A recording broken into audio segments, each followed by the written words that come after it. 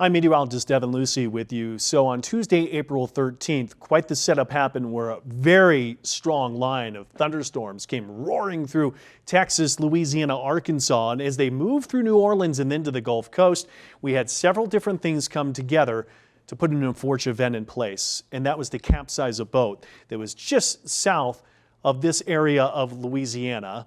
And Port Fourchon is what we're looking at here. And if you hadn't heard, it became deadly and still haven't recovered people that actually were capsized from that boat or actually thrown overboard from that. This all begins as those strong storms came on through, but then started to spread out and drop a lot of heavy rainfall and continual rainfall that developed what we call a meso-high.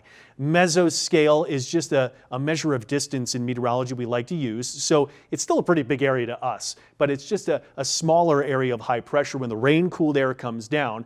And as that developed, it actually induced some strong winds and severe storm warns for Mobile, Alabama and the region around that. Behind that high pressure became what we call a wake low that then developed, and that also pulled in some strong winds aloft, all these combining together to give this unfortunate event the push, which resulted in extremely strong winds in those storms as they roared offshore. I also spoke with lead forecaster from the National Weather Service office in New Orleans. It's Chris Bannon, and he has more on this setup too.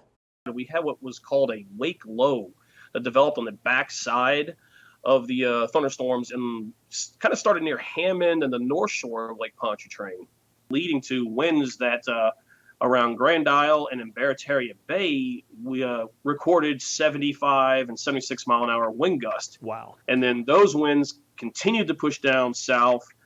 And we've heard some boat reports that they could have even had, even some higher platforms could have had winds that were greater than 100 miles an hour. It's unusual, but it's not rare, we should say. I mean, we do get these meso lows, meso highs, wake lows, as we call them, and they're usually associated with, a lot of times, really severe weather. It's on the backside of some of these stronger squall lines.